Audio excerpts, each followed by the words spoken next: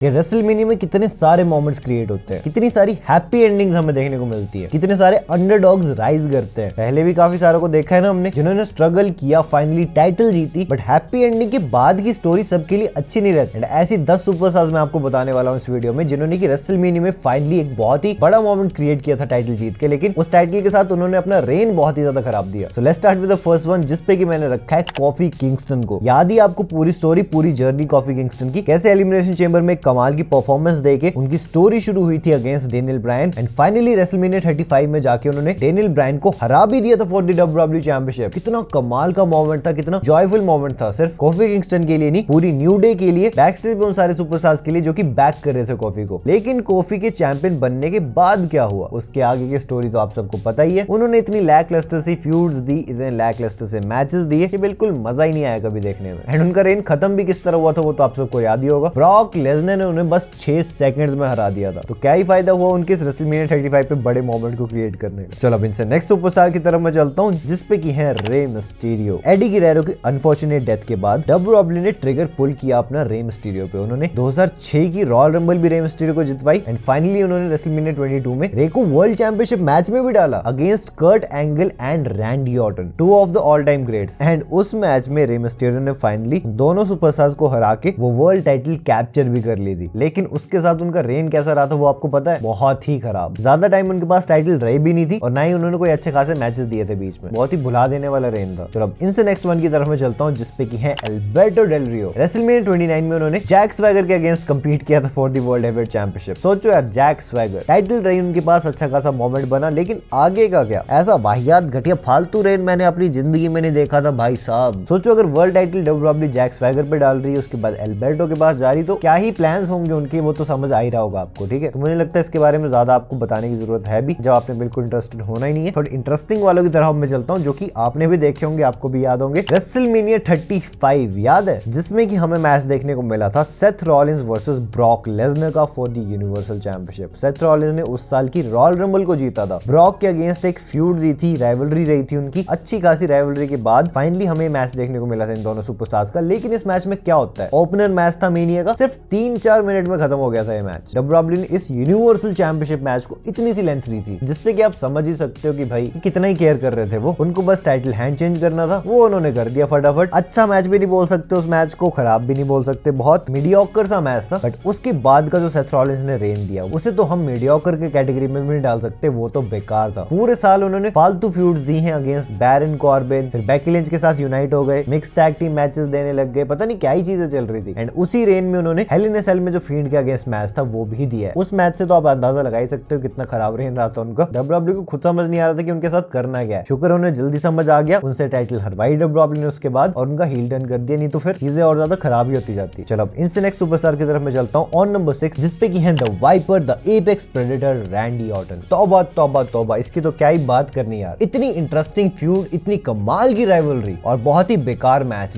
भी बेकार था, रेन भी बेकार था। ब्रे वाइट के साथ क्या कमाल किया था यार, कितने लंबे टाइम से पूरी स्टोरी चल रही थी। ब्रे वाइट रैंडी ऑर्टन के दिमाग को कंट्रोल कर रहे थे, रैंडी ऑर्टन ने रॉयल रंबल को जीता, मना किया ब्रे वाइट को उनके अगेंस्ट कंपीट करने के लिए रेसलमेनिया में, बट इवेंचुअली उन्होंने उनका घर वर जलाया। काफी मस्त सी स्टोरी लाइन हमें देखने को मिली थी, लेकिन मैच बिल्कुल ही लैकलस्टर। फाइनली रैंडी ऑर्टन ने टाइटल तो जीती, लेकिन वैसा मोमेंट कभी फील ही नहीं हुआ। अब वैसा मोमेंट तो फील नहीं हुआ, ऊपर से चैंपियनशिप रेन भी बिल्कुल अच्छा नहीं रहा। सिर्फ 1 महीने बाद बैकलैश इवेंट आया था, और तभी वो अपनी टाइटल हार गए थे, किसके अगेंस्ट, जिंदर महल के अगेंस्ट भाई साहब। तो और तो फिर क्या ही बोल सकते हैं इस रेन के बारे में। चलो इनसे नेक्स्ट सुपरस्टार की तरफ मैं चलता हूं, जिसपे की है the Animal Batista. Road to WrestleMania 21 में भी उनकी काफी अच्छी अंडरडॉग वाली स्टोरी लाइन चली थी। एवोल्यूशन के अगेंस्ट थे, लेकिन एवोल्यूशन इन्हें बाहर निकालने वाली थी, और बटिस्टा को उनके सारे काले कारनामों के बारे में पता लग जाता है, उनकी साजिश के बारे में पता लग जाता है, और बटिस्टा कंप्लीट बेफेस बन जाते हैं, ट्रिपल एच हील होते हैं। एक ही टीम के 2 मेंबर्स आपस में कंपीट करने वाले थे। क्या हाइप बनी थी, बहुत ही बढ़िया फ्यूड थी, बहुत ही अच्छा मोमेंट था जब बटिस्टा ने ट्रिपल एच को फाइनली हरा के वो वर्ल्ड टाइटल कैप्चर की थी। लेकिन उसके बाद का उनका रेन महा बकवास, बेकार बिल्कुल। डब्ल्यूडब्ल्यूई ने बहुत ट्राई किया था उन्हें अच्छे से सुपरस्टार्स के अगेंस्ट डालने का, लेकिन कभी वो चीज बटिस्टा के लिए क्लिक ही नहीं कर पाई। तो उनका भी रेसलमेनिया मोमेंट तो बना, लेकिन वो उस पे कभी कैपिटलाइज कर ही नहीं पाए। चलो इनसे नेक्स्ट वन की तरफ मैं चलता हूँ, जिसपे की है Becky Lynch, the only women superstar in this list. और डेफिनेटली डालना भी बनता था इन्हें, क्योंकि रेसलमेनिया 35 के टाइम पे डब्ल्यूडब्ल्यूई ने जो वुमेन्स रेवोल्यूशन टाइप की चीज चलाई थी, जिसके चलते हमें मेन इवेंट में ये ट्रिपल थ्रेट मैच देखने को मिला था। Becky Lynch versus Ronda Rousey versus Charlotte Flair का for the SmackDown and Raw women championship winner take takes all match, जिसमें कि उन्होंने पहले तो मैच काफी बढ़िया दिया था, डिसेंट मैच था, राइवलरी काफी अच्छी थी, ऑल द डब्ल्यूडब्ल्यूई ने काफी फंबल्स किए थे बीच में, लेकिन ऑल एंड ऑल बोलूं तो मुझे तो याद है कि अच्छी खासी देखने को मिली थी हमें चीजें। मैच भी बढ़िया था, लेकिन मैच की बस एंडिंग उन्होंने थोड़ी सी खराब सी कर दी थी, क्योंकि बेकी लिंच ने मैच रोल अप के सहारे से जीता था, जो कि बिल्कुल सही नहीं होता है। जब आप मेन इवेंट में कंपीट कर रहे हो, ऊपर से उसकी एंडिंग इस तरह हो रही है। बट जो भी था, उन्होंने टाइटल जीती, अच्छा खासा मोमेंट क्रिएट हुआ, दोनों टाइटल्स उनके पास आ गए। लेकिन आगे क्या हुआ यार, एक टाइटल वो पहले ही हार गई, उसके बाद एक टाइटल उनके पास बची, जिसके साथ भी उन्होंने कुछ अच्छे खासे ऐसे रेंज दिए नहीं। और ये प्रॉब्लम तो डब्ल्यूडब्ल्यूई के साथ हर बार होती है, जब किसी सुपरस्टार के पास दो टाइटल चली जाती है तो डब्ल्यूडब्ल्यूई को फिर समझ ही नहीं आता कि करना क्या है। चलो इनसे नेक्स्ट सुपरस्टार की तरफ मैं चलता हूं, जिसपे की है द मिज। रेसलमेनिया 27 के मेन इवेंट में वो कंपीट कर रहे थे against John Cena. The rock की हेल्प के चलते उन्होंने अपनी टाइटल रिटेन भी की थी अगेंस्ट जॉन सीना। लेकिन उसके बाद क्या ही हुआ, कुछ भी नहीं हुआ, क्योंकि एक महीना भी शायद अभी पूरा नहीं हुआ था, एक्सट्रीम रूल्स इवेंट आ गया, जिसमें कि जॉन सीना ने इवेंचुअली वो चैंपियनशिप जीत ली मिज से। यानी कि आपने रेसलमेनिया 27 में जो सारी चीजें क्रिएट की थी, बस सीना और रॉक का मैच हाइप करने के लिए, उसके अलावा कुछ मतलब ही नहीं था उन सारी चीजों का। मिज की तो भाई हालत खराब की है, एक तो वैसे बंदे को कंकशन हो गई थी रेसलमेनिया 27 के बाद, ऊपर से जब टाइटल रिटेन करवाई तो हरवा भी दी, महीना भी पूरा नहीं होने दिया। खैर क्या ही बोले, do what do we do Scooby Doo. इससे नेक्स्ट वन की तरफ मैं चलता हूं, ऑन नंबर 2, जिसपे की है ट्रिपल एच की विक्ट्री, जो कि रेसलमेनिया 18 में उनकी हुई थी अगेंस्ट क्रिस जेरिको। अच्छी खासी फ्यूड थी, वैसे भी हम सबको पता है कि उनके टाइम पे ट्रिपल एच और क्रिस जेरिको के बीच काफी ज्यादा प्रॉब्लम्स थी ऑन स्क्रीन, मतलब बढ़िया राइवल्स थे दोनों एक दूसरे के। एंड फाइनली हमें इनका मैच भी देखने को मिला रेसलमेनिया 18 में। अब कायदे से तो यहाँ पे ट्रिपल एच को हार जाना चाहिए था, लेकिन एक तो मैच हुआ काफी बेकार, काफी लैक लस्टर हमें देखने को मिला था। ये मैंने इंक्लूड नहीं किया था उस वाली वीडियो में, अगर आपने देखी होगी तो, लेकिन ये भी उन मैचेस में से एक है जिसकी की हाइप काफी ज्यादा थी, लेकिन जब हुआ तो बहुत ही बेकार हो गया। ट्रिपल एच ने शायद अपनी रिटेन भी कर ली थी यहाँ पे टाइटल, बट उसके बाद रेन क्या दिया उन्होंने, कुछ भी नहीं भाई। कुछ ही टाइम में, बस शायद एक महीने के अंदर अंदर वो अपनी टाइटल हार गए थे। ऐसे कुछ 30-35 दिनों का रेन रहा था उनका, और एक महीने में बैकलैश इवेंट में अपनी टाइटल हार गए थे, और हल्क होगन के पास ये टाइटल चली गई थी। तो फिर फायदा क्या हुआ भाई, इससे अच्छा क्रिस जेरिको को चैंपियन बना देते, उनको अच्छा खासा रेन देते, इनकी फ्यूड के बाद लास्ट में ट्रिपल एच के पास जाती, फिर हल्क होगन के पास जाती। मतलब क्या ही बोले, कई बार तो डब्ल्यूडब्ल्यूई ऐसे डिसीजन लाती कि दिमाग ही हिल जाए ऑडियंस का। चलो ये तो फिर भी कुछ नहीं है, फाइनल जो मैं आपको बताऊंगा उससे तो आपके दिमाग सच में हिल जाएंगे, क्योंकि ये मैच डब्ल्यूडब्ल्यूई ने अच्छा खासा बिल्ड किया था। This was Bret Hart versus Yokozuna for the WWF championship. WrestleMania 9 में ये मैच हो रहा था, एंड एट द एंड जीता कौन, योकोजुना, जो कि उस टाइम पे एक हील सुपरस्टार थे। हील के पास टाइटल चली गई, लेकिन कब तक उनका चैंपियनशिप रेन पता कितना रहा था, कुछ चंद मिनट्स का, क्योंकि भाई हल्क होगन ने किसी तरह विंस मैकमैन को मैनिपुलेट कर लिया अपनी बातों में, और हल्क होगन ने बस चंद मिनटों बाद योकोजुना से वो टाइटल जीत भी ली। ओके तो यार यही थे वो सारे रेंज। अगर मैंने कोई मिस किए, जो कि मुझे लग रहा है कुछ तो मिस किए मैंने 2-3, वो कौन से मुझे कमेंट सेक्शन में बता देना। बाकी अगर आपने मेरी लास्ट वीडियो देखी है, जिसमें कि मैंने डब्ल्यूडब्ल्यूई के लेजेंड्स की लास्ट रेसलमेनियास बताई थी, बहुत ही इंटरेस्टिंग वीडियो है, ये रही आपके सामने से, जल्दी क्लिक करो और देख लो। एंड मैं अब आपसे मिलता हूं अपनी नेक्स्ट वीडियो में एक बहुत ही इंटरेस्टिंग टॉपिक के साथ। So until that time, this is जय